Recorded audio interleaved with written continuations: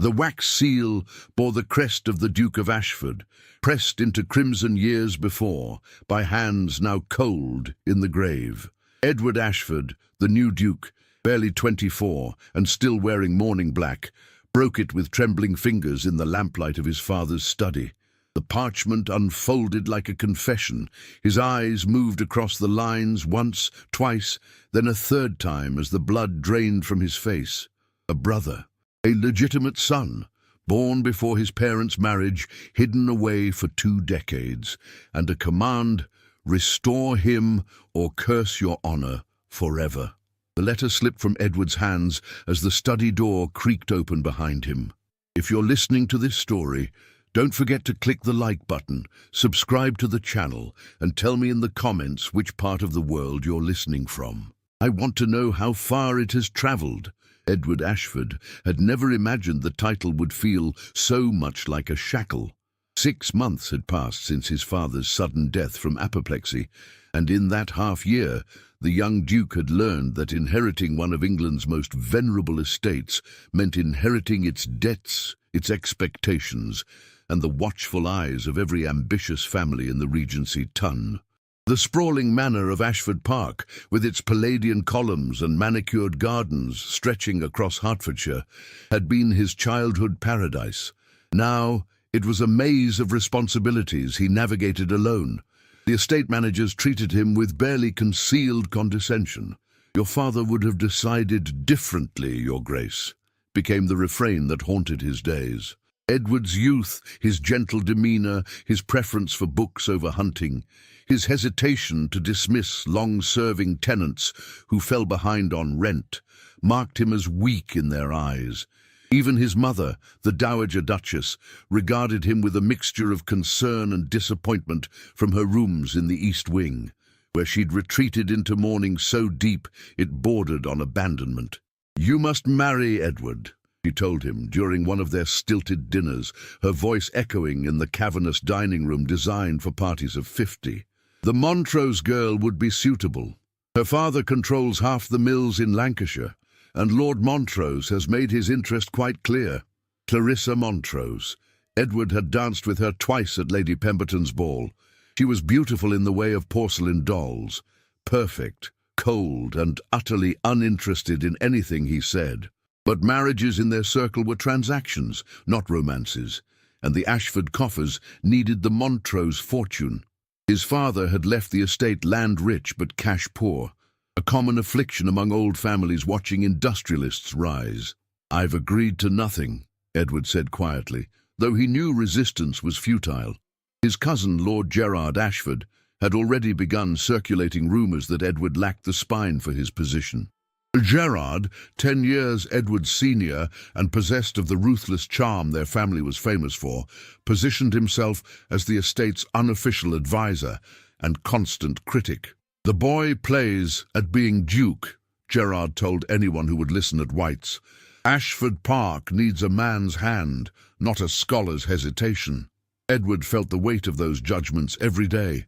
He rose before dawn to ride the estate boundaries, learning every field and cottage, every tenant's name and circumstance.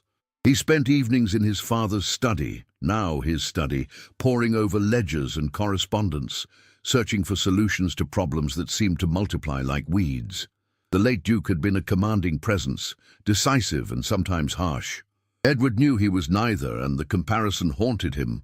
It was on one such evening in late October, with autumn rain drumming against the windows and the fire burning low, that Edward decided to tackle the last task he'd been avoiding. Sorting through his father's personal papers. The solicitors had handled the will, the official documents, the financial instruments, but the late Duke's private desk remained untouched, locked drawers filled with letters and journals Edward felt intrusive examining. He found the key in a Chinese lacquer box his father had kept on the mantelpiece. The desk was mahogany, imported decades ago, its surface scarred by years of correspondence and decisions that had shaped lives. Edward worked through the drawers methodically. Letters from his childhood, accounts from the estate's glory days, a bundle of notes from his mother when she and his father had been courting. The final drawer stuck, Edward had to force it, and when it opened he found only a single envelope. It was addressed in his father's hand, to Edward, Duke of Ashford, to be opened only by him and only after my death. His heart began to pound. The envelope was sealed with his father's personal signet, the wax unbroken. Edward's hand shook as he broke the seal, and in that moment, with rain and wind howling outside and the fire casting dancing shadows across the study walls, he unfolded the letter that would shatter everything he thought he knew. The words swam before his eyes. He read them once in disbelief, then again in growing horror. His father's confession spilled across the pages in a hand grown shaky with illness or emotion. Before his marriage to Edward's mother, before his ascension to the dukedom upon his own father's death, the late Duke had fallen in love with a merchant's daughter named Catherine Wright. She had been beautiful, intelligent, and entirely unsuitable for a future duke. They had married secretly in a small church in Kent, witnessed by a country vicar and two strangers pulled in from the road. But duty had called. The old duke, Edward's grandfather, had arranged a match with Lady Helena Sutherland, daughter of an earl, a woman of impeccable breeding and substantial fortune. Edward's father had been given a choice: honor his secret marriage and be disinherited, cast out from everything his family represented, or annul the marriage and fulfill his obligations to his blood and name. He had chosen duty. The marriage to Catherine Wright was quietly dissolved, paid for, erased, buried in legal documents and bribes. Catherine had been given a settlement and sent away. And then, 3 months later, she had written to inform him she was carrying his child. "I could not acknowledge him," the letter read, the words seemingly torn from a soul in torment. To do so would have destroyed everything: the family name, my position, your mother's reputation, and your own future inheritance. I arranged for Catherine and the child to be cared for, provided for through intermediaries, but never claimed. His name is Thomas Wright. He would be 26 now, 2 years your senior. He is your brother, Edward, born of a legal marriage, however briefly it stood. And he is, by the laws of succession and primogeniture, the rightful Duke of Ashford. The letter continued, detailing the arrangements made, the money provided, the last known whereabouts of Catherine and her son, his son. And then came the command that stopped Edward's heart. "I was a coward, Edward. I chose comfort over conscience, and I have paid for it in sleepless nights, and a guilt that has eaten at me like a canker. I dare not reveal this while living, but I cannot die with this sin unconfessed. You must find him. You must restore what I stole. If you are truly the man I hope you've become, you will do what honor demands, even at the cost of everything you hold dear. Make right what I made wrong." The letter ended with his father's signature and a date, written just days before his death. Edward sat motionless as the fire burned down to embers.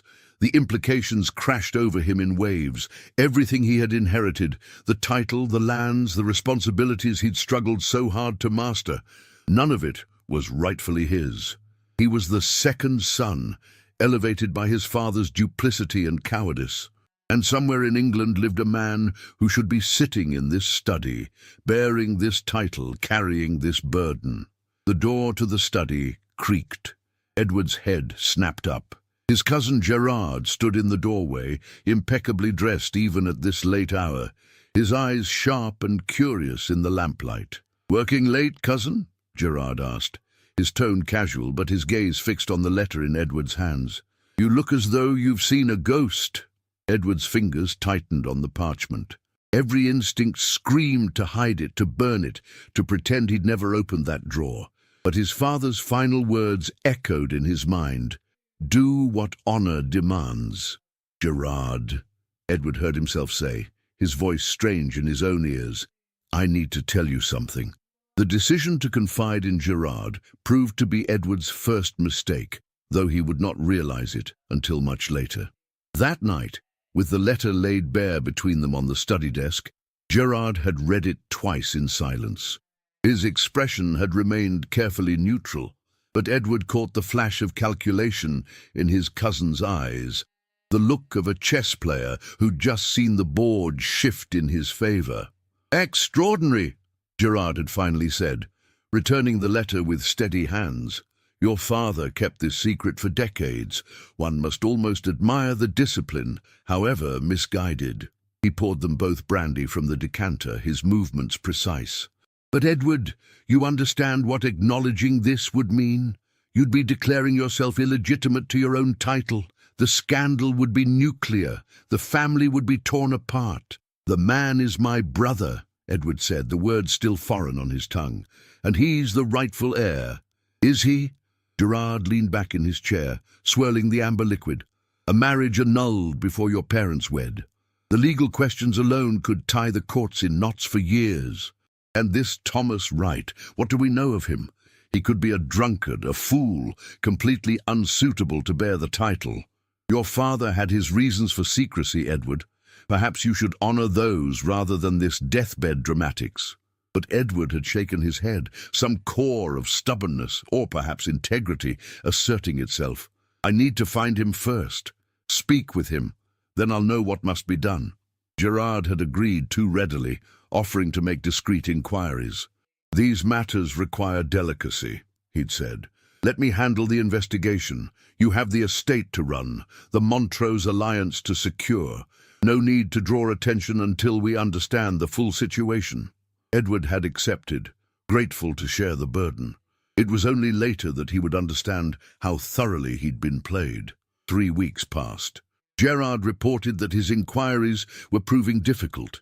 The trail was old. The intermediaries his father had used were dead or impossible to locate. "These things take time," he assured Edward over dinner. But Edward noticed other changes. Gerard began attending estate meetings uninvited, offering opinions that the managers increasingly deferred to.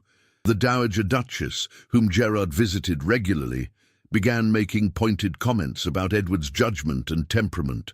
"Your cousin tells me you've been under considerable strain," she said one afternoon in her sitting room. "Perhaps you should take the waters at Bath. Gerard could manage things here." The walls were closing in, though Edward couldn't yet see the architecture of the trap.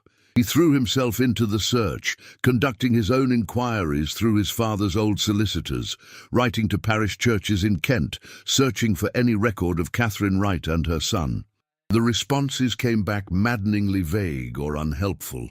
The church where the marriage allegedly took place had burned down 15 years ago, its records lost. The solicitors claimed client privilege, even in death. Catherine Wright seemed to have vanished into England's teeming masses. It was in mid-November when the summons came. Lord Montrose requested Edward's presence at Montrose House in London to discuss matters of mutual interest. Edward understood the euphemism. The marriage offer was becoming formal, and refusing would be interpreted as an insult. His mother insisted he accept, and Gerard volunteered to accompany him for support. Montrose House stood in Grosvenor Square, a testament to industrial wealth trying to purchase aristocratic respectability. Lord Montrose, a broad-shouldered man who'd made his fortune in textile mills and coal, greeted them in a drawing room decorated with paintings too new and gilded frames too ornate, the hallmarks of money unsure of its taste. "Ashford, good of you to come," Montrose boomed, pumping Edward's hand with crushing enthusiasm. "I trust Gerard has explained the terms. £50,000 settled on Clarissa at marriage, another £25,000 payable to the estate immediately upon betrothal. Your lands, my capital, a perfect union." Edward felt like livestock being appraised. Clarissa sat beside her father, her expression one of studied boredom. She was beautiful, there was no denying that, with golden hair arranged in perfect ringlets and a figure that drew every eye at balls. But when Edward tried to engage her in conversation, asking about her interests or education, she responded in monosyllables before returning her attention to the fashion plates on her lap. "The wedding could be in spring," Montrose continued, mapping out Edward's future as though he'd already agreed. "St. George's, Hanover Square, naturally. Then the season. Let society see the new Duchess." Good for business, good for the family name. Gerard watched with a slight smile, saying nothing but radiating approval. Edward felt the room shrink around him. This was his future, a mercenary marriage to a woman who viewed him as a title to acquire, binding him to obligations that would make the truth about Thomas Wright impossible to reveal. "I need time," Edward said, the words emerging more forcefully than he'd intended. "I cannot commit to this immediately." Montrose's jovial expression cooled. "Time? We've been discussing this for weeks through intermediaries, Your Grace. I understood the matter was all but settled." "My father's death is still recent," Edward replied, improvising. "I require a period of mourning before I can properly consider marriage." It was a thin excuse, and Montrose's narrowed eyes showed he knew it, but social convention provided cover. "Very well," he said curtly. "But don't wait too long, Ashford. A man in your position needs heirs, and opportunities don't linger forever." The ride back to Ashford Park was tense. Gerard maintained a wounded silence until they were miles from London, then turned on Edward with barely contained fury. "Do you have any idea what you've just done? Montrose will interpret that as an insult. The settlement he offered was extraordinarily generous, more than generous, frankly, given the state of our finances, and you humiliated him in his own home." "I couldn't agree to it," Edward said, "not with everything unresolved." "You mean this fantasy about a lost brother?" Gerard's voice dripped with contempt. "Edward, wake up. That letter was written by a dying man, possibly addled with laudanum and fever. Even if this Thomas Wright exists, even if the marriage was valid, which is highly doubtful, you have no obligation to destroy your life over it. Your father made his choice. Let it stay buried." But Edward couldn't. The letter had infected him like a disease, making every privilege feel like theft. He lay awake nights, imagining this unknown brother, where he lived, what he did, whether he knew anything of his true heritage. The idea of taking vows to Clarissa, of producing heirs to a title that wasn't rightfully his, became intolerable. He began his own investigation in earnest, riding out before dawn to avoid Gerard's questions, visiting London archives and church records personally. And slowly, painstakingly, a trail emerged. Catherine Wright had moved to Surrey after the annulment, married a country doctor named Thomas Wright Sr., and raised her son under her new husband's name. The doctor had died in the cholera epidemic of 1832, and Catherine had passed away from consumption 3 years later. The boy, Edward's half-brother, had been 15 at the time. After that, the trail grew cold. But Edward found one more lead. A former servant of Catherine's, now living in a charity house in Southwark, who remembered a quiet, serious boy who'd been apprenticed to a cartographer in London after his mother's death. It took 2 more weeks, but Edward finally found him. Thomas Wright, now 26, operated a small but respected map-making business in Clerkenwell, catering to merchant ships and explorers. Edward stood across the street from the modest shopfront, heart hammering, trying to find the courage to cross the threshold. The man who emerged to flip the shop sign to "closed" could have been his reflection in a distorted mirror. Thomas Wright was taller, broader in the shoulders, his hands ink-stained and calloused from his trade. But the shape of his face, the line of his jaw, the distinctive Ashford nose, these were unmistakable. This was his brother. This was the true Duke. Edward crossed the street, each step feeling like walking to his own execution. He pushed open the shop door, triggering a bell. Thomas looked up from the counter where he was rolling a map, his expression shifting from professional welcome to puzzlement at the well-dressed stranger entering just as he was closing. "I'm sorry, sir, but we're closed for the evening," Thomas said. His voice was educated but lacked the polish of aristocratic schooling.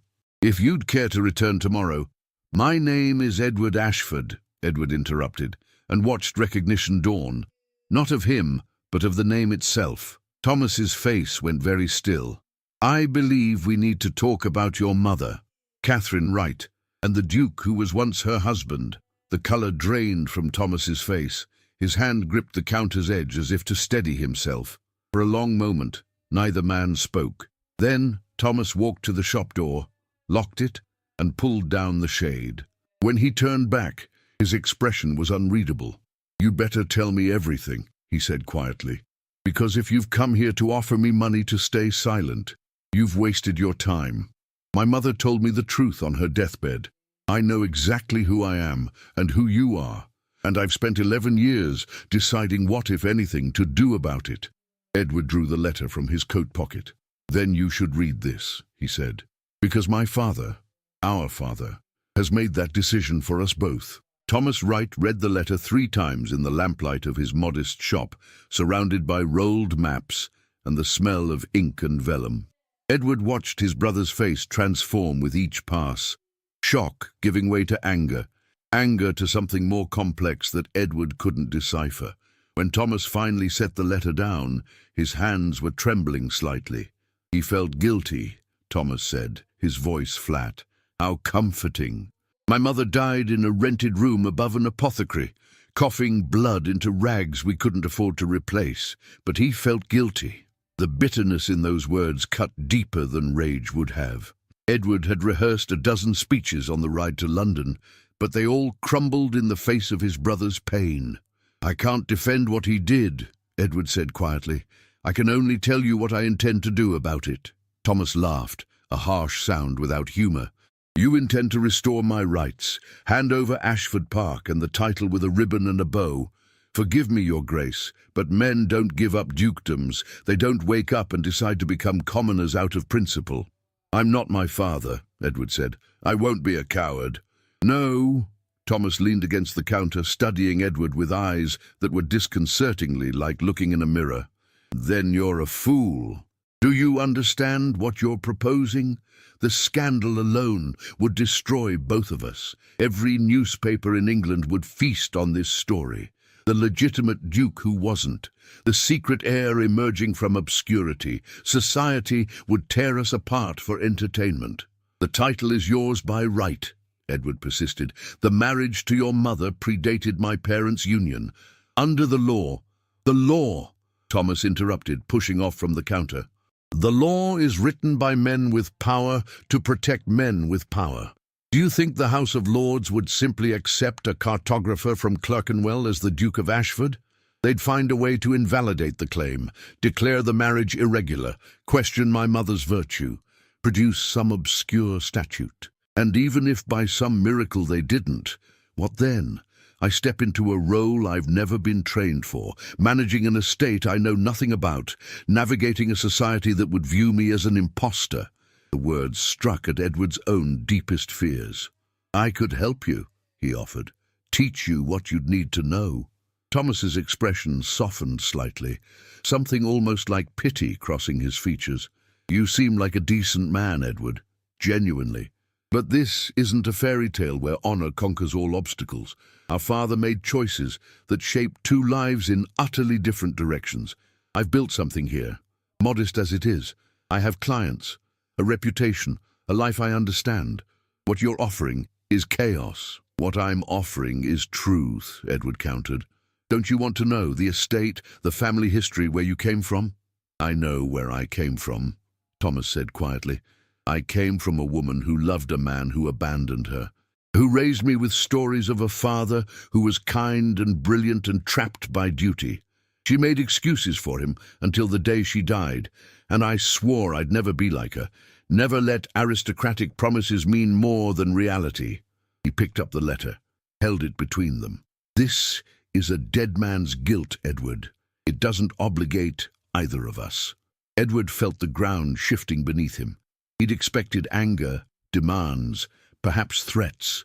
Instead, he faced something more destabilizing: rejection. "So you'd let the injustice stand? Accept that you were cheated of your inheritance?" "I was cheated of a father," Thomas said.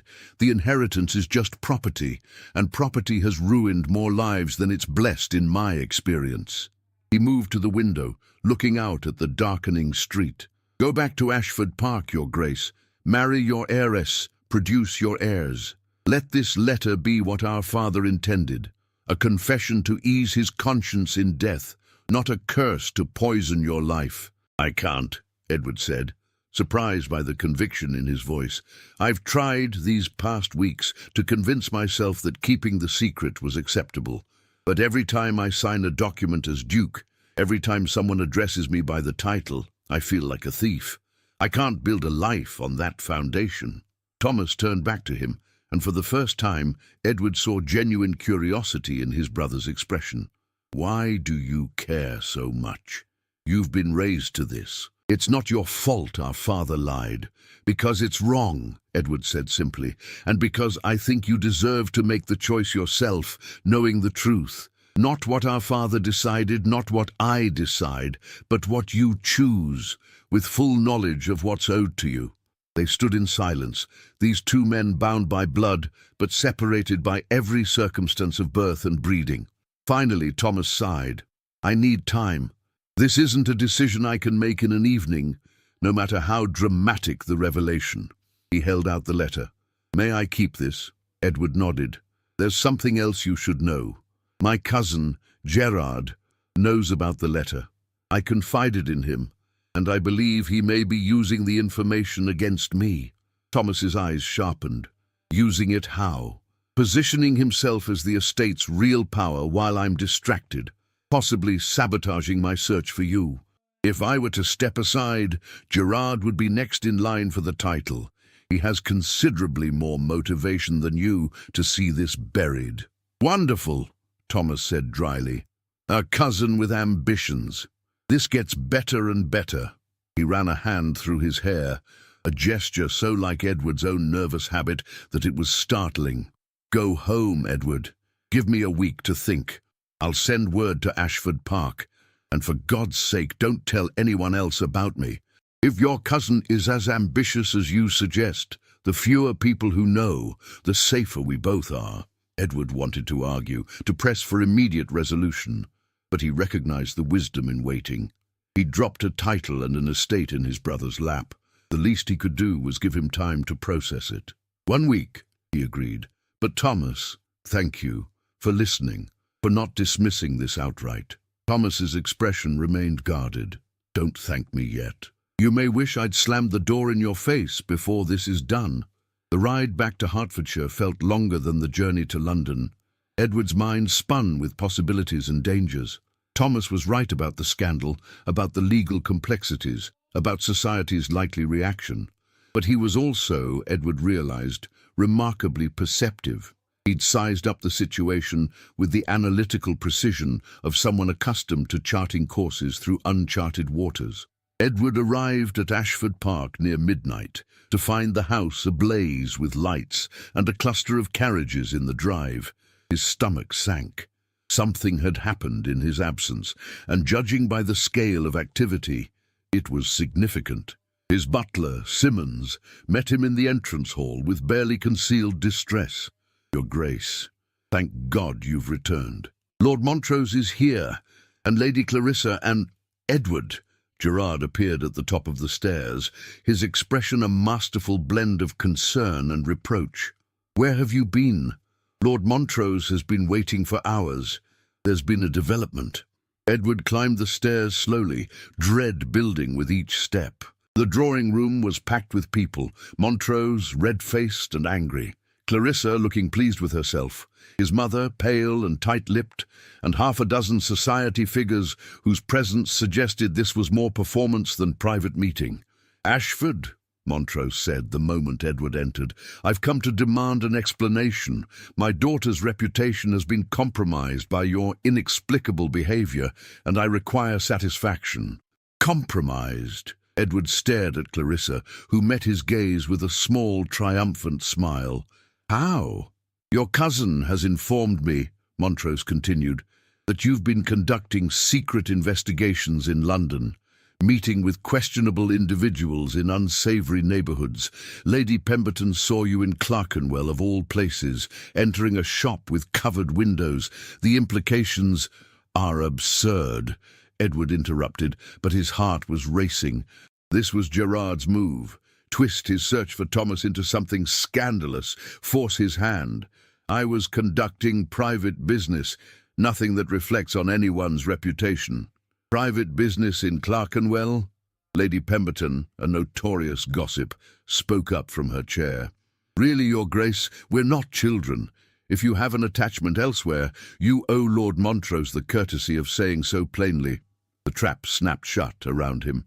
If he explained the truth, he'd expose Thomas prematurely, vulnerable to Gerard's machinations. If he remained silent, society would assume he had a mistress or worse. Either way, his reputation, already shaky, would be shredded. Edward's eyes found Gerard across the room. His cousin's expression was sympathetic, concerned, and beneath it, Edward finally saw the predator he'd been too trusting to recognize before. Gerard had orchestrated this perfectly. Force Edward into either a damaging admission or a marriage to Clarissa that would make any claim of Thomas's impossible to pursue. "The matter I was investigating," Edward said carefully, "concerns family business.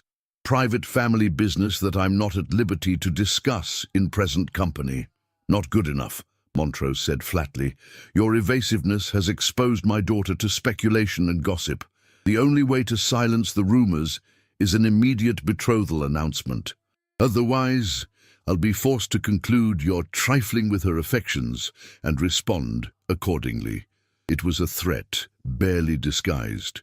Montrose had the wealth and connections to make Edward's life miserable, and Gerard had ensured there were enough witnesses to this confrontation that backing down would look like cowardice or guilt. Edward looked at his mother, hoping for support, but she avoided his eyes. She'd sided with Gerard, he realized, or perhaps she'd always been on his cousin's side, seeing in Gerard the strong heir she wished her son could be. "I need time," Edward said, the same plea he'd offered Montrose once before. "You've had time," Montrose snapped. "I need an answer tonight, Ashford. Will you do right by my daughter or not?" The room fell silent, every eye on Edward. He thought of Thomas, asking for a week to decide his future. Edward didn't have a week. He had seconds to choose between honor and survival, between the truth that could destroy him and the lie that would trap him forever. He began. The drawing-room door burst open. Every head turned as a messenger, mud spattered from hard riding, pushed past the protesting butler. "Urgent message for the Duke of Ashford," the man gasped. "From London, marked immediate." Edward took the sealed note with shaking hands. He broke the seal, unfolded the paper, and read the 5 words written there in Thomas's precise cartographer's hand. "I accept. We meet tomorrow." Everything changed in that moment. Edward looked up at the assembled company, at Gerard's calculating expression, at Montrose's impatient scowl, at Clarissa's confident smile. They thought they had him cornered. They thought he'd cave to pressure as he always had, choose the path of least resistance. But Thomas had made his choice, and now Edward had to make his. "Lord Montrose," Edward said, his voice steady for the first time that evening, "I cannot offer for your daughter. Not now, and truthfully, not ever. There are matters concerning the Ashford succession that must be resolved first, and until they are, I cannot in good conscience bind myself or anyone else to uncertain prospects." The room erupted. Montrose's face turned purple. Gerard's mask slipped, showing naked fury. Only his mother looked unsurprised, as if she'd been expecting Edward to fail this test. "You'll regret this," Montrose said, his voice dangerously quiet. "I'll see to it personally." "Perhaps," Edward acknowledged, "but at least I'll have acted with honor." He walked out of his own drawing-room, the messenger's note clutched in his fist, and didn't look back. Behind him, he could hear Gerard already working to control the damage, his smooth voice spinning explanations. But Edward no longer cared. Tomorrow he would meet with Thomas. Together they would navigate whatever came next. Scandal, legal battles, society's censure. For the first time since breaking his father's seal, Edward felt something like hope. Thomas Wright was not what London society expected, and that made him dangerous. When he arrived at Ashford Park the following afternoon, travelling third class on the railway and walking the last 3 miles from the station, Gerard Ashford realized immediately that his carefully laid plans would need revision. The mapmaker carried himself with the quiet confidence of a man who had earned his place in the world rather than inherited it. And when he shook Edward's hand in the entrance hall, the physical resemblance between the brothers was undeniable enough to stop servants in their tracks. Gerard watched from the gallery above as Edward led Thomas to the study, the same room where the late Duke's confession had first come to light.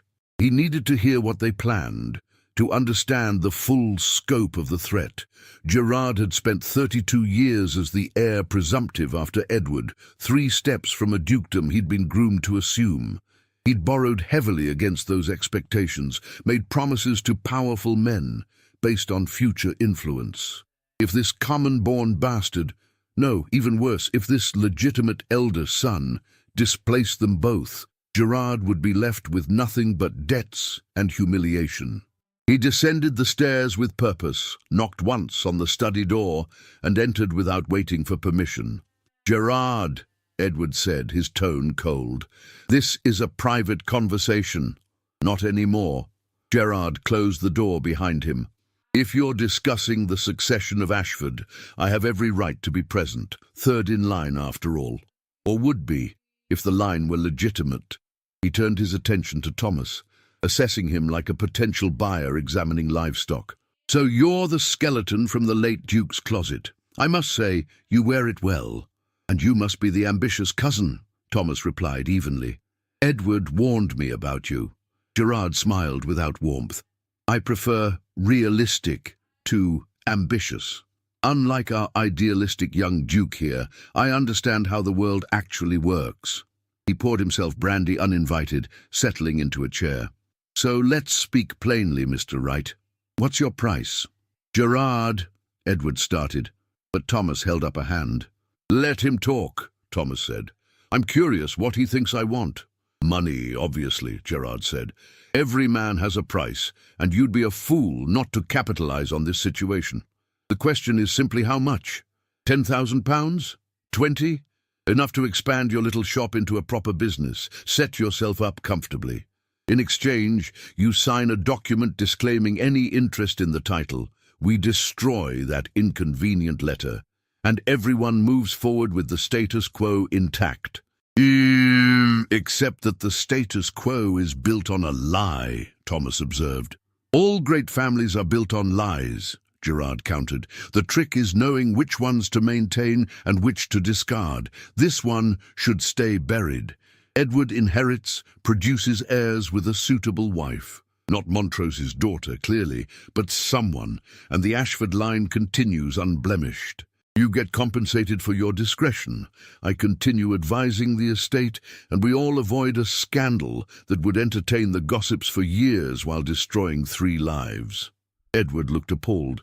"You can't seriously be suggesting we bribe him to abandon his legitimate claim." "I'm suggesting we negotiate like rational adults rather than posturing like characters in a melodrama," Gerard snapped. "Mr. Wright is a businessman. He understands transactions. Don't you, Mr. Wright?" Thomas stood and walked to the windows overlooking Ashford Park's gardens, acres of manicured landscape stretching toward ornamental lakes and ancient oaks. "It's beautiful," he said quietly. "My mother used to tell me about it. She visited once before the marriage was annulled, when the old Duke was still alive. She said it looked like something from a painting, a place where nothing bad could happen." "Thomas," Edward began, but his brother continued. "She was wrong, of course. Bad things happen everywhere, regardless of how lovely the setting." Thomas turned back to face them. "You want to know my price, Lord Gerard? Here it is. I want my brother to make his own choice, free from your manipulation. I want the truth, all of it, put before proper legal counsel to determine what the law actually says, not what powerful men wish it said. And I want to see the estate records, understand what Edward would be giving up before anyone makes permanent decisions." "That's not a price, that's a list of demands," Gerard said flatly. "Then meet them or don't." Thomas's expression hardened. "But understand this. I spent my childhood wondering why my father never visited, why we lived in poverty while he resided in palaces. My mother made excuses, said he loved us but couldn't acknowledge us. I believed her because the alternative, that he simply didn't care enough, was unbearable. Then she died, and I learned to live without the fantasy.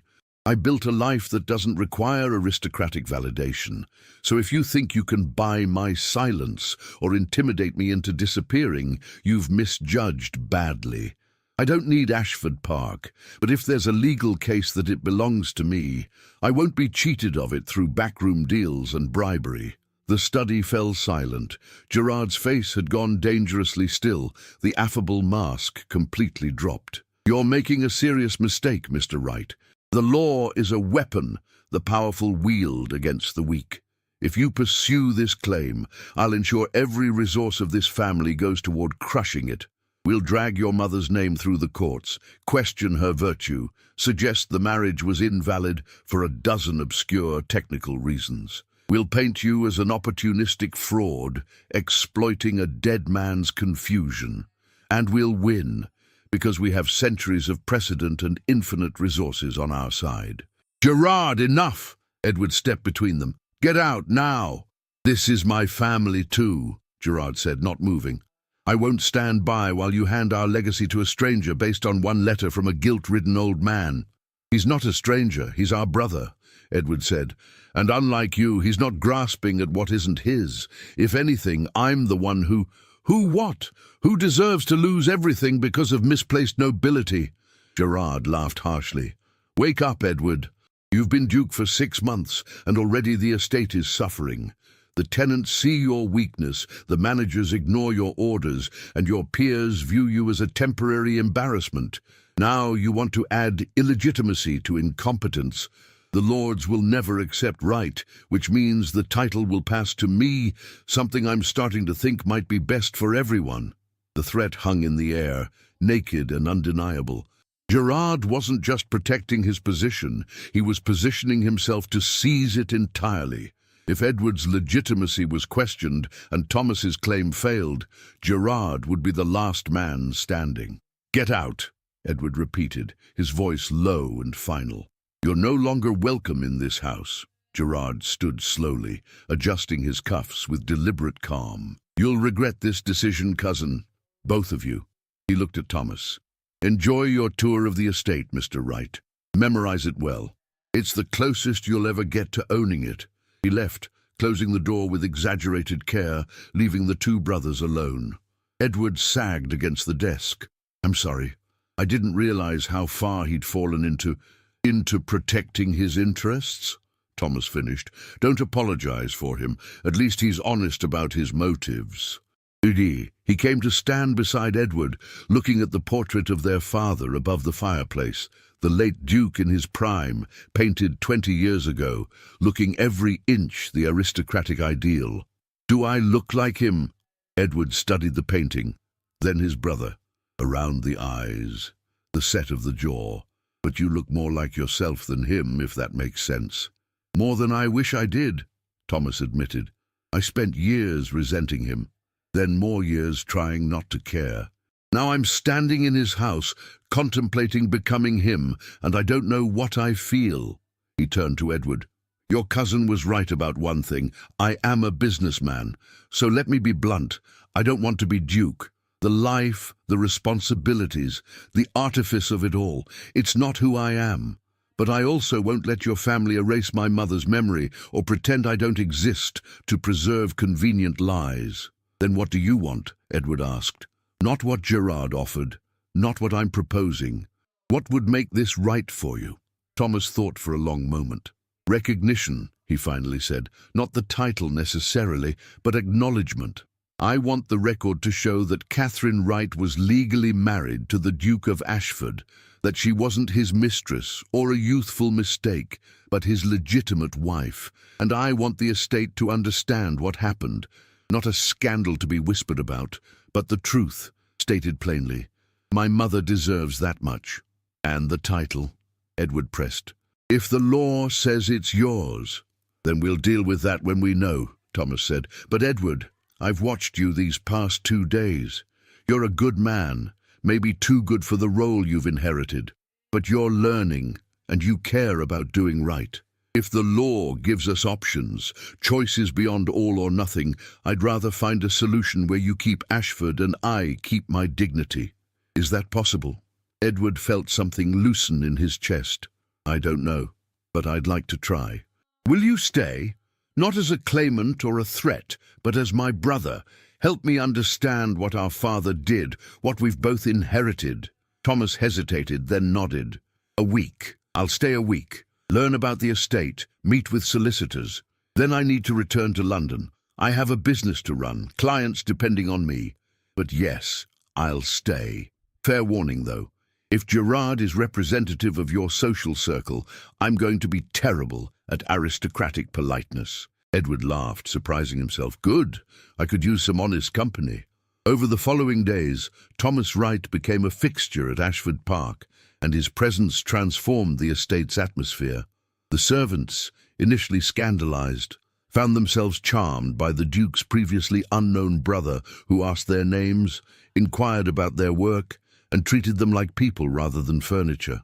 The estate managers, summoned to explain various operations, discovered that Thomas's questions, drawn from his experience running a business, were uncomfortably perceptive.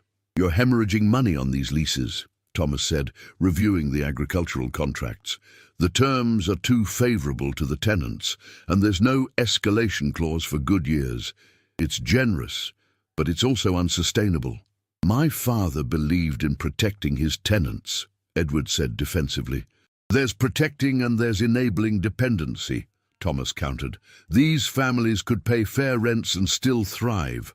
By undercharging, you're preventing yourself from making necessary improvements to the estate, which will hurt everyone long term. It's bad business disguised as charity. Edward bristled at first, but as Thomas walked him through the numbers, his mapmaker's precision applied to ledgers and yields, he began to see the patterns he'd missed. His father's generosity had indeed been part benevolence, part avoidance. Rather than make hard decisions, the late Duke had simply absorbed costs, leaving Edward with an estate mortgaged to sentiment.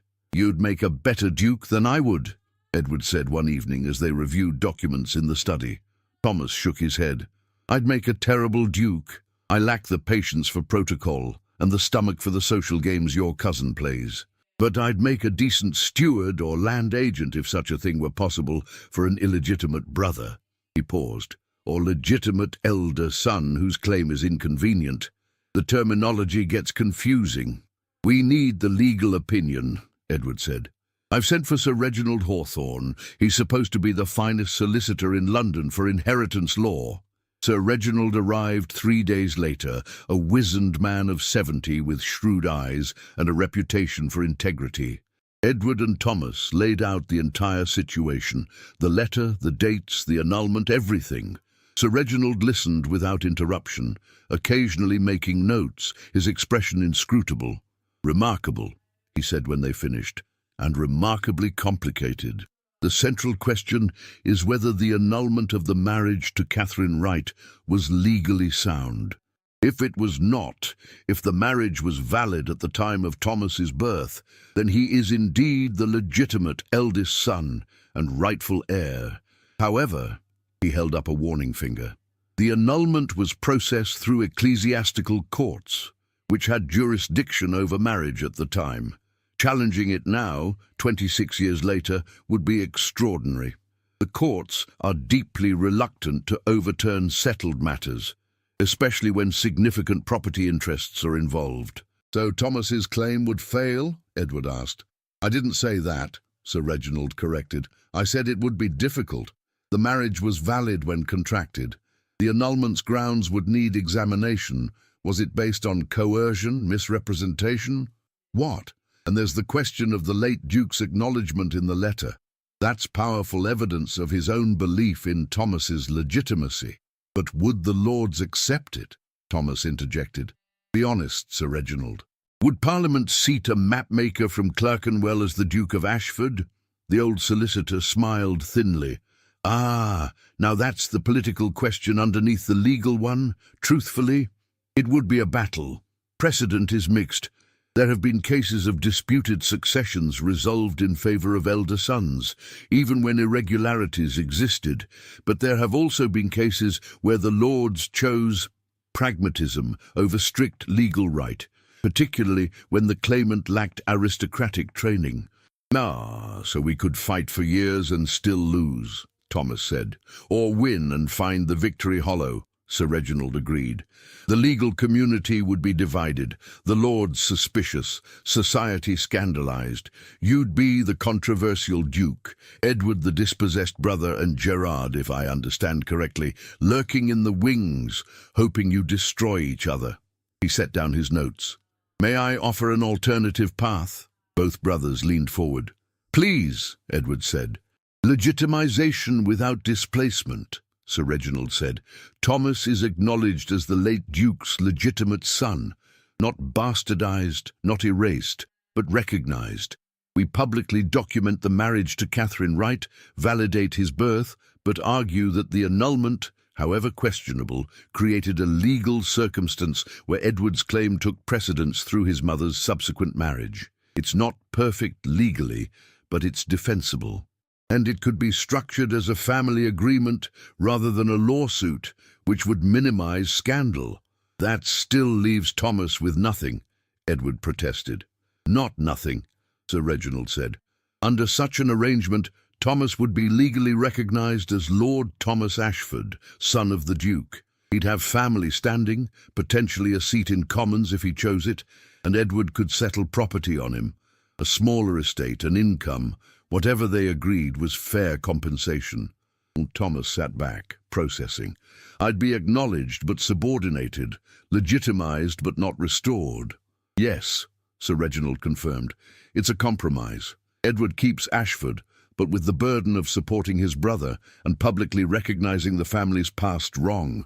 You gain recognition and security, but not the title. It won't satisfy purists on either side, but it might satisfy justice, at least enough to let you both move forward. What do you think? Edward asked Thomas. Thomas stood and walked to the window, his habitual spot for thinking, Edward had learned. I think, he said slowly, that my mother would have wept with gratitude to hear me called Lord Thomas Ashford, son of the Duke, that the acknowledgement alone would have meant everything to her. He turned back. And I think Gerard will fight this tooth and nail, because even legitimized I'd be a barrier to his ambitions. Let him fight, Edward said with sudden fierceness. This is right, Thomas. Not perfect, but right. Will you accept it? On one condition, Thomas said. If we do this, if I'm to become Lord Thomas and play at being aristocracy, you help me run the estate properly. Use these skills you say I have. Let me be more than an expensive recognition of guilt. Make me actually useful. Edward crossed to his brother and extended his hand. Partners, he said. Brothers and partners. Thomas gripped his hand. God help us both, he said with a slight smile. This is going to be spectacular disaster or surprising success, and I can't tell which. Perhaps both, Sir Reginald observed dryly. In my experience, most family arrangements are. The plan was set. Sir Reginald would draw up the documents, structure the legal recognition, and prepare for Gerard's inevitable opposition. Edward would begin transferring a minor estate in Derbyshire to Thomas's name. Thornfield Manor, modest by ducal standards, but substantial enough to provide independence. And they would make the announcement at the Winter Assembly, forcing Gerard to react publicly where society's pressure might restrain his worst impulses. It should have been a moment of triumph. Instead, Edward felt the weight of impending battle. Gerard wouldn't accept this quietly, and neither would society. The easy path would have been silence, burn the letter, pay Thomas off, continue the comfortable lie. But as Edward watched his brother study the maps of Thornfield Manor with professional interest, sketching possible improvements in the margins, he knew they'd made the only choice they could live with. Not the expedient choice, but the right one. Edward, Thomas said without looking up from the maps. Thank you for finding me, for choosing this. Thank my father, Edward said. His letter set this in motion. No, Thomas looked up, his expression serious. Your father wrote the letter. You acted on it. That's the difference between guilt and honor, and it's why I think this might actually work. Outside, storm clouds gathered over Ashford Park's ancient oaks. Inside, two brothers prepared for the tempest to come. Gerard Ashford received his invitation to the winter assembly with barely concealed fury. The timing was unmistakable. Edward was forcing a confrontation on ground of his choosing, with witnesses that would constrain everyone's behavior. Gerard crumpled the embossed card in his fist, then smoothed it out again. If Edward wanted theatre, Gerard would give him a performance society would never forget. The assembly was traditionally Ashford Park's grandest social event, drawing the cream of Hertfordshire and London society to mark the season. Edward had maintained the tradition, despite his mourning period technically continuing, which itself raised eyebrows. But when word spread that an announcement of family significance would be made, speculation reached fever pitch.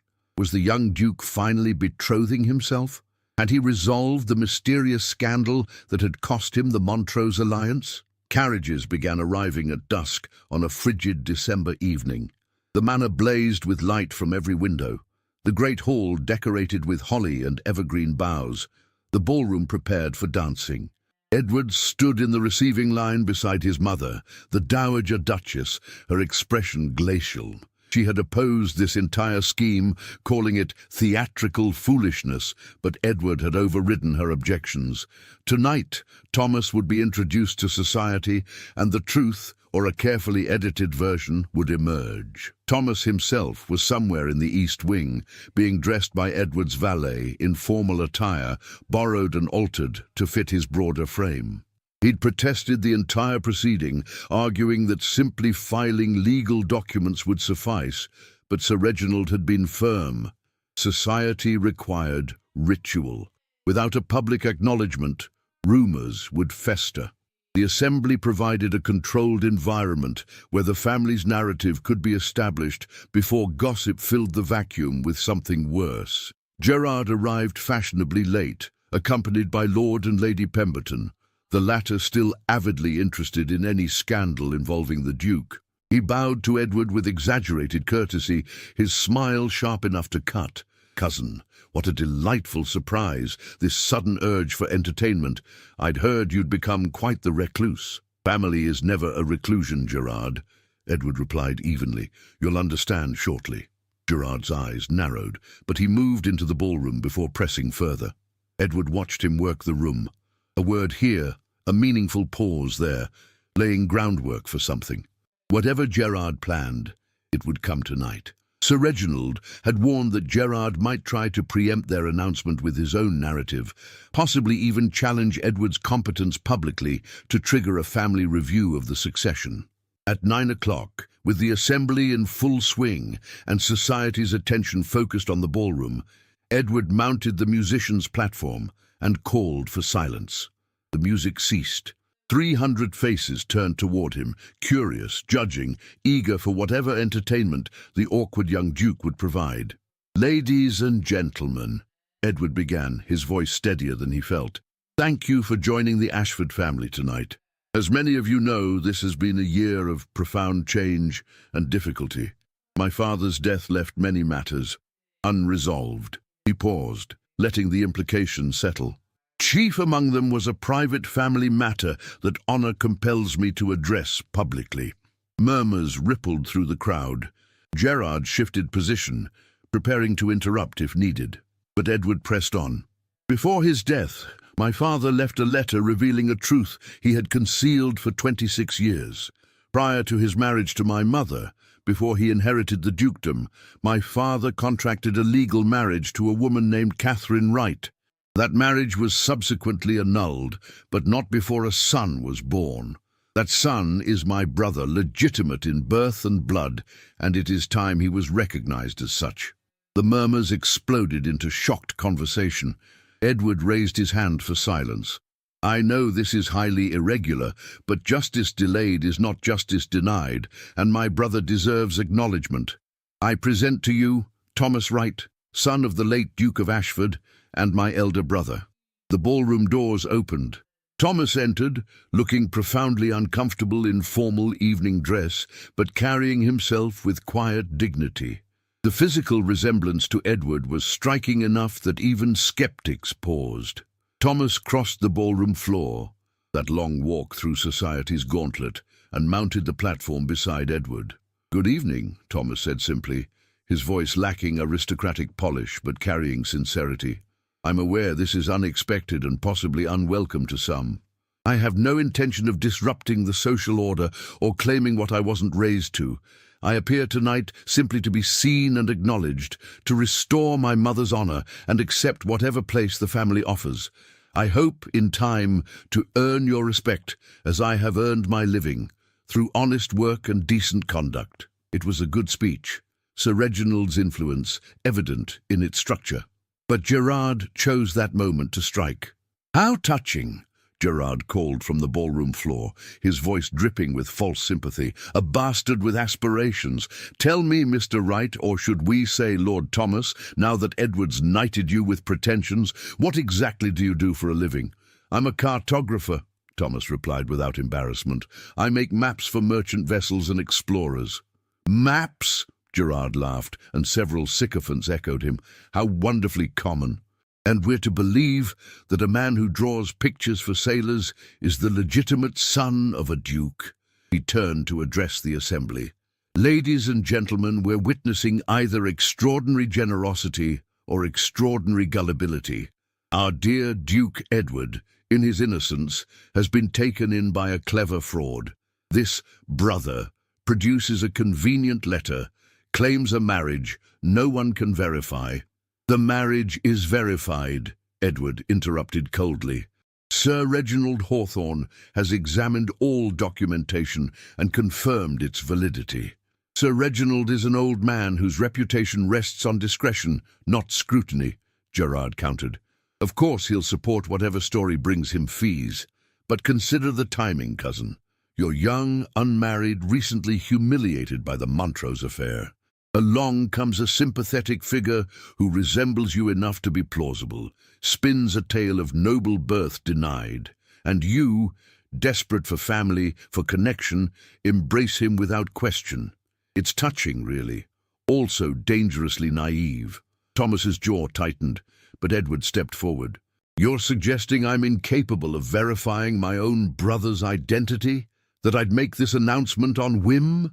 "I'm suggesting you're lonely and susceptible," Gerard said, his voice softening into false concern. "You've been isolated, struggling with responsibilities beyond your preparation. This man offered you companionship and purpose, and you accepted without proper investigation. It's understandable, Edward. But it's also potentially devastating to the family's reputation and legal standing." It was masterfully done. Gerard wasn't attacking Thomas directly. He was framing Edward as the victim, too weak and desperate to see through an obvious con. Several heads nodded around the ballroom. The narrative was taking hold. Sir Reginald stepped forward from where he'd been standing near the platform. "If I may address Lord Gerard's concerns," the old solicitor said, his voice carrying surprising force. "I have examined parish records, ecclesiastical court documents, and sworn testimonies. The marriage between the late Duke and Catherine Wright was legal and witnessed. The annulment was procedurally valid, but does not invalidate Thomas's legitimacy at birth. These are matters of record, not speculation. Records can be falsified," Gerard shot back, "especially old ones, conveniently discovered after all principles are dead." "Are you accusing me of fraud, Lord Gerard?" Sir Reginald's tone went arctic. "Because I assure you, my reputation will withstand scrutiny better than your insinuations." The confrontation was escalating beyond social bounds. People pressed closer, eager not to miss a word. Edward saw the evening spiraling away from the controlled revelation they'd planned. He needed to regain narrative control. "Enough," Edward said sharply. "Gerard, your objections are noted. If you wish to challenge Thomas's legitimacy legally, you're welcome to do so through proper channels. But tonight is not a courtroom, and these guests are not judges. Thomas is my brother. I'm settling Thornfield Manor on him and recognizing him as family. That's my decision as Duke, and it's final. Your decision as Duke, Gerard repeated, seizing on the phrase. There's the heart of it, isn't it? As long as you remain Duke. But Edward, this announcement raises serious questions about your judgment. First, you alienate the Montrose alliance without explanation. Then you produce a convenient brother with convenient claims. Now you're giving away family property to legitimize this arrangement. He turned to the assembly. I call for a family council. The succession needs review, and Edward's capacity to manage the estate should be formally assessed. A collective gasp went through the room. A family council was a nuclear option. It could result in a duke being declared incompetent, his authority transferred to trustees. It was humiliating, destructive, and exactly what Gerard wanted. You can't be serious, Edward said, shocked at the audacity. I'm deadly serious, Gerard replied, and I'm not alone in my concerns. Your Grace, you've been Duke for 6 months, and in that time you've destabilized every alliance your father built. You've shown questionable judgment, made decisions without consulting family, and now produced a mysterious brother to justify transferring assets. If you're having some sort of breakdown, we need to address it before the damage becomes irreparable. It was character assassination, disguised as concern, and it was working. Edward could see doubt blooming on faces around the room. His hands clenched at his sides, fury and helplessness warring inside him. Then Thomas spoke, his voice cutting through the tension. Lord Gerard, I have a question. Gerard turned to him with a patronizing smile. Yes, Mr. Wright? You've suggested I'm a fraud, that I've somehow fabricated my identity to exploit your cousin's loneliness. But you haven't asked me any verifiable questions. You haven't tested my knowledge. So let me offer something concrete. I can tell you details about my mother that only someone who knew her could know. I can describe the late Duke's habits and appearance from her accounts. I can show you this. Thomas reached into his coat and withdrew a small velvet pouch. From it, he produced a ring, gold, set with a small sapphire. My mother's wedding ring, given to her by the late Duke on their marriage day. Inside, there's an inscription. Would you care to read it, Your Grace? Edward took the ring with trembling hands. He'd seen his father wear a ring like this, always on his right hand, until it disappeared sometime in Edward's childhood. He held it to the light, reading the inscription engraved in the gold. C.W. Eternal, R.A. Catherine Wright, and the late Duke's given name, Richard. His father's secret marriage, literally worn on his hand for years. The ballroom fell silent. Edward handed the ring to Sir Reginald for examination, but the gesture was unnecessary. He could see in his cousin's face that Gerard recognized the ring too, had perhaps wondered years ago where it had gone, what it meant. This proves nothing, Gerard said, but his voice had lost its confidence. A ring could be anyone's. It proves more than your baseless accusations, Sir Reginald said quietly. The engraving dates the piece to approximately 1798, consistent with the marriage date. And I rather doubt Mr. Wright orchestrated a fraud detailed enough to include commissioning period jewelry with the late Duke's initials. The assembly's mood shifted. Thomas's simple gesture, producing a concrete piece of evidence, had done more to validate his claim than any speech could. He wasn't claiming grand things or demanding title. He was simply showing, with quiet proof, that he was exactly who he said. Gerard saw his advantage slipping. Very well, he said, his voice hardening. The ring suggests a relationship existed, but that still doesn't justify Edward giving away family property or making unilateral decisions about succession. I maintain that a family council is warranted. Then call it, a voice said from near the entrance. Every head turned. Lady Agatha Tremaine, the late Duke's eldest sister and undisputed matriarch of the extended Ashford family, stood in the doorway. She was 73, formidable despite her years, and had spent decades in semi-retirement on her estate in Derbyshire. Her presence at Ashford Park was unexpected. Edward hadn't even known she'd been invited. Aunt Agatha, Gerard said, recovering quickly. Thank goodness. Perhaps you can talk sense into— Be silent, Gerard, Lady Agatha said crisply. She walked into the ballroom with a cane she didn't need, using it for emphasis. Society parted before her like the Red Sea. She mounted the platform, studied Thomas for a long moment, then turned to the assembly. My brother Richard was many things, she said. A dutiful son, a capable duke, and a coward in matters of the heart. I knew about Catherine Wright. Not all the details, but enough. I knew he'd loved someone before Helena, and I knew it had ended badly.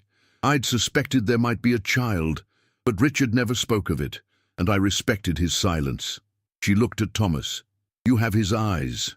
And his hands. See how the fingers taper. That's pure Ashford. She turned to Gerard. As for you, nephew, your ambition has always exceeded your wisdom. Edward is duke by law and fact. If he chooses to acknowledge his brother and settle property on him, that's his prerogative. I support it fully. Aunt, you can't possibly— Gerard began. I can, and I do, Lady Agatha interrupted. Furthermore, I move that if any family council is convened, it should examine Gerard's financial arrangements. I've heard interesting things about debts incurred against your expectations of inheriting. Perhaps we should scrutinize your judgment before questioning Edward's. Gerard's face went white. The threat was clear. Push this further, and Lady Agatha would expose whatever financial maneuvering he'd engaged in. The old woman had resources and information Gerard couldn't match. The standoff held for a breathless moment. Then Gerard bowed stiffly. As you wish, Aunt Agatha. I withdraw my call for a council, for now, but I maintain my objections to this entire affair. He looked at Edward and Thomas. This isn't over, cousins, not by a long measure. He strode from the ballroom, a small coterie of supporters following. The assembly dissolved into frantic conversation. Lady Agatha took Edward's arm, gesturing for Thomas to join them. Well, she said with grim satisfaction, that was more exciting than I'd anticipated. Thomas, is it? Come, let's get away from these vultures and talk properly. You too, Edward. We have family business to discuss. Real family business, not Gerard's theatrics. As they left the ballroom, Edward felt Thomas's hand briefly grip his shoulder, a gesture of solidarity and gratitude. Behind them, society dissected the evening's events with gleeful intensity. Ahead, Lady Agatha led them to the quiet of the study, where truth could finally be spoken without performance. The battle wasn't won, but they'd survived the opening salvo, and for tonight that was enough. 8 months later, Thornfield Manor in Derbyshire bloomed with early summer. The estate, modest by ducal standards but substantial enough to employ 40 souls and encompass 3 villages, had undergone a remarkable transformation under Thomas's stewardship. The former mapmaker approached land management with the same precision he'd applied to charting trade routes, identifying inefficiencies, optimizing yields, and establishing relationships with tenants based on mutual respect rather than feudal hierarchy. Edward visited on a Friday afternoon in June, riding up the tree-lined drive to find his brother in shirt sleeves, supervising the construction of new cottages for estate workers. Thomas had argued that modern housing increased productivity and loyalty, a practical investment rather than charity. The results proved him right. Thornfield's accounts showed modest profits for the first time in a decade. "Your Grace," Thomas called, wiping sweat from his forehead. He still refused to use Edward's Christian name in company, maintaining propriety despite their growing friendship. "You're early. I'm not even presentable." "You're working," Edward replied, dismounting. "That's respectable enough." He studied the construction with interest. Father would have called this extravagant. "Father let good workers live in structures that collapsed in winter," Thomas said bluntly. "Penny wise and pound foolish. These cottages will last 50 years and keep families healthy enough to work. It's practical economics." They walked toward the manor house, a Queen Anne structure built in warm, honey-colored stone, graceful without being ostentatious. Thomas had been living there for 5 months, initially overwhelmed by the sheer scale of managing an estate, but growing into the role with surprising aptitude. Sir Reginald had structured the settlement carefully. Thornfield was Thomas's for life, with reversion to Edward's heirs thereafter, ensuring the property remained within the family while granting Thomas genuine autonomy. "How's Ashford?" Thomas asked as they settled in the library with cold drinks. The room reflected Thomas's personality. Maps covered one wall, books on agriculture and engineering filled the shelves, a drafting table stood near the windows where he still occasionally took commissions for cartography work. "Stable," Edward said. "The harvest looks good, and I've implemented several of your suggestions about the southern leases. Gerard has been quiet." "Too quiet?" Thomas asked shrewdly. "Probably," Edward admitted. "Lady Agatha says he's been spending time in London, meeting with solicitors. She suspects he's still looking for legal avenues to challenge your legitimization or my competency. But without proof of fraud or incapacity, there's little he can do except wait for me to fail spectacularly." "Which you won't," Thomas said with more confidence than Edward felt. "You've improved considerably, brother. The difference between the uncertain young man I met last autumn and the Duke you've become is remarkable." It was true, though Edward credited much of his growth to Thomas's influence. Having a brother, someone who understood the weight but wasn't consumed by aristocratic pretension, had given Edward both confidence and perspective. They developed a partnership where Thomas's practical business sense balanced Edward's conscientiousness, creating an informal advisory relationship that benefited both estates. "There's something I need to tell you," Edward said, setting down his glass. "I've received a proposal of marriage." Thomas raised an eyebrow. "Not the Montrose girl again?" "God, no. Lady Caroline Hastings. You met her at the assembly. Dark hair, intelligent eyes, asked you 36 questions about cartography." Thomas smiled. "I remember her. She was genuinely interested, not just making polite conversation." "Good family?" "Impeccable. Daughter of the Earl of Westmoreland, well-educated, independently minded. Her father's fortune comes from investments rather than inheritance, which means she understands money as something earned, not just possessed." Edward paused. "I think I might love her, Thomas, or at least I could learn to. She's different, real." "Then what's the hesitation?" Thomas asked. "Gerard opposed the match," Edward said. "Claimed the Hastings family was too liberal, that Caroline was unsuitable because she has opinions and isn't afraid to voice them. My mother, unsurprisingly, agrees with him. So naturally you should refuse her to please Gerard," Thomas said dryly. "That's worked well historically." Edward laughed. "Point taken. I'm accepting. I wanted you to hear it from me first, and to ask if you'd stand with me at the wedding, as my brother." Thomas's expression softened. "You're certain? Having me prominently placed will remind everyone of the scandal. Society hasn't forgotten, even if they've mostly accepted the situation." "I'm certain," Edward said firmly. "You're my brother. I'm not hiding that to appease people who'd prefer the truth stayed buried." "Then I'm honored," Thomas said quietly, "and grateful. When I walked into that assembly last December, I expected humiliation. Instead, I gained a family.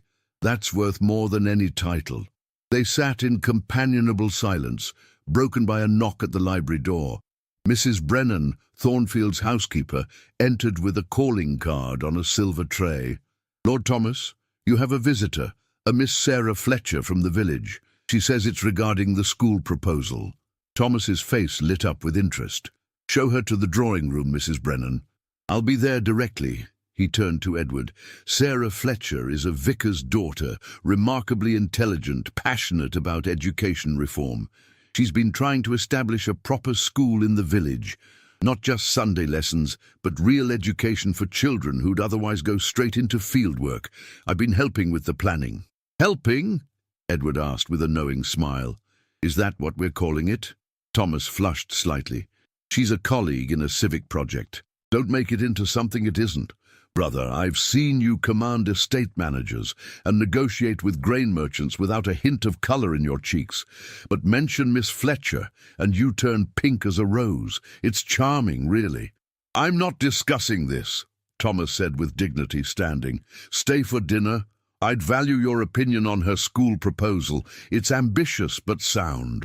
Edward agreed, and over the following hours got to observe his brother with Sarah Fletcher, a petite woman with auburn hair and a mind like a steel trap, who argued education policy with Thomas with the same passion he brought to estate management.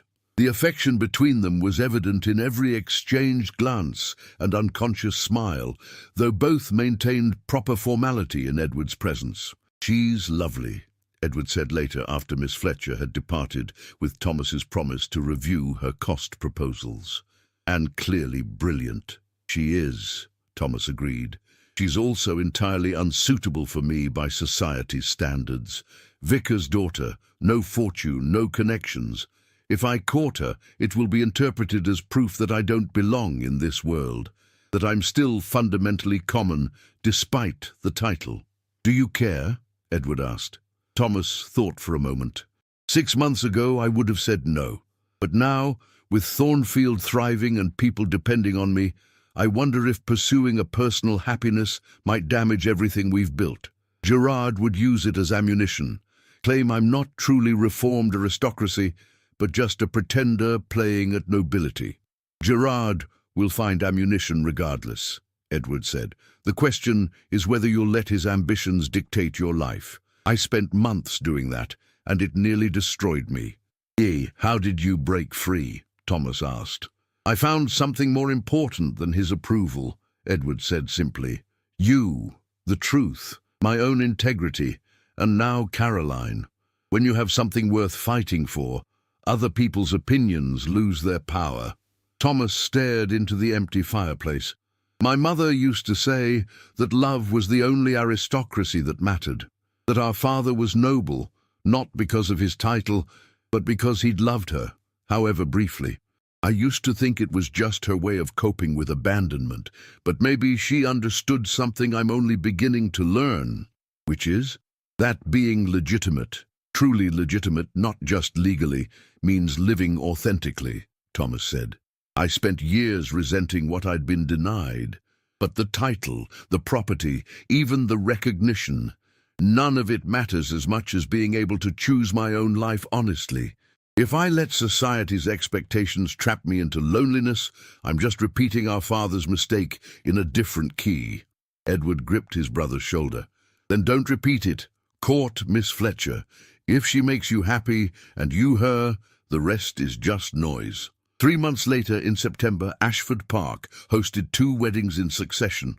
Edward married Lady Caroline Hastings in a ceremony that filled the estate church to capacity, with Thomas standing as his groomsman and Caroline's 3 sisters as attendants. The new Duchess proved immediately popular, charming tenants and society alike, with her genuine interest in estate affairs and her obvious affection for her husband. A week later, in a smaller ceremony at Thornfield's village church, Thomas married Sarah Fletcher. Edward gave the bride away, since her father had passed years before. The wedding was modest compared to ducal standards, but the joy was unmistakable. Sarah's vision for the village school would move forward with Thomas's full support, creating an educational model that other estates would eventually emulate. Gerard attended neither wedding. He'd retreated to his own small estate in Kent, his hopes of inheriting the dukedom definitively dashed by Edward's marriage and the clear possibility of heirs. Lady Agatha reported that he'd become something of a recluse, bitter and increasingly isolated. Edward felt a pang of pity for his cousin. Gerard had spent his life pursuing a future that was never truly his, and the loss had broken something essential inside him. "Do you think he'll try something again?" Caroline asked one evening as she and Edward walked the grounds of Ashford Park. She was already proving an insightful partner, her questions sharpening Edward's thinking about both estate management and family politics. "I don't know," Edward admitted. "I hope he finds peace with what he has rather than resenting what he doesn't." But ambition like Gerard's doesn't usually fade quietly. Then we'll deal with it together, Caroline said, taking his arm. You, me, Thomas, Sarah, family isn't just blood, Edward. It's choosing to stand with people through complications. She was right.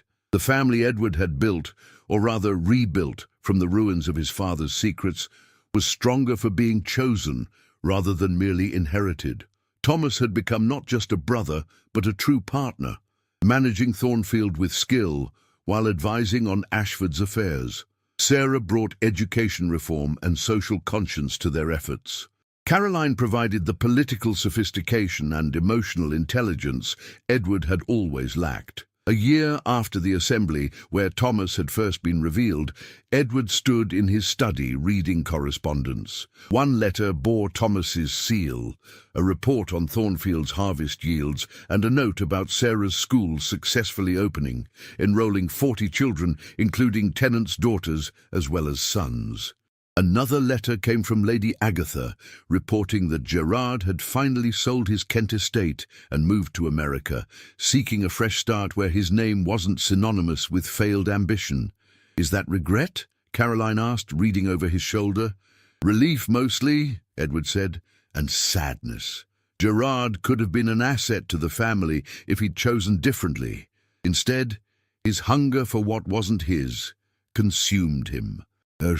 While you gained a brother by acknowledging what was rightfully his, Caroline observed, there's a lesson there about the difference between taking and giving. Edward pulled her close, grateful for her wisdom and warmth. My father wrote that letter, hoping I'd have the courage he lacked. I don't know if I've lived up to that hope, but I've tried. You've done more than try, Caroline said softly. You've created something better than restoration of rights. You've built an actual family, chosen and real. That's rarer than you think even, especially among the aristocracy. She was right. The previous duke had tried to bury truth under duty and convention, fracturing his family in the process. Edward had chosen differently, accepting scandal and challenge to make things right. The cost had been real: social complications, legal expenses, Gerard's enmity, his mother's lingering disapproval. But the rewards were immeasurable. That evening, Thomas and Sarah arrived for dinner, bringing news that Sarah was expecting their first child. The celebration extended late into the night, 4 people bound by choice and conviction rather than mere obligation. As Edward watched his brother, Lord Thomas Ashford, legitimized son of the Duke, landowner, educator, soon-to-be father, he thought of the young man who'd entered this house a year ago, defensive and uncertain. "What are you thinking?" Thomas asked, catching his brother's contemplative expression. "That father's letter was meant as confession," Edward said, "but it became something better. A gift, maybe. The chance to choose the family we wanted to be, rather than the one we inherited." Thomas raised his glass. "To choices, then, and to brothers brave enough to make them. To family," Caroline added, her hand resting on Edward's. "However complicated. To truth," Sarah contributed, "even when it's inconvenient." They drank together, 4 people who'd found each other through revelation and crisis, forging bonds stronger than blood alone could create. Outside, autumn leaves drifted across Ashford Park's ancient lawns. Inside, the future, uncertain but chosen, stretched before them with possibility. The Duke's late father had unsealed a secret with his final letter. His sons had transformed that secret into foundation for something truer than any lie of omission could sustain. They'd learned what the late Duke never fully understood, that honor isn't avoiding difficult truths, but having the courage to acknowledge them and build something better from the ruins of comfortable deception. And in that acknowledgement, both brothers had found not just legitimacy of birth, but legitimacy of purpose, the freedom to bloom where they were planted. Roots deep in truth, even when the soil of revelation had initially seemed too bitter to nourish growth. If you enjoyed this journey through Regency England, through secrets revealed and families remade, don't forget to like this video, subscribe to the channel, and tell me in the comments which part of the world you're listening from. Stories of honor and truth are universal, but I'd love to know where this one has traveled. Thank you for listening.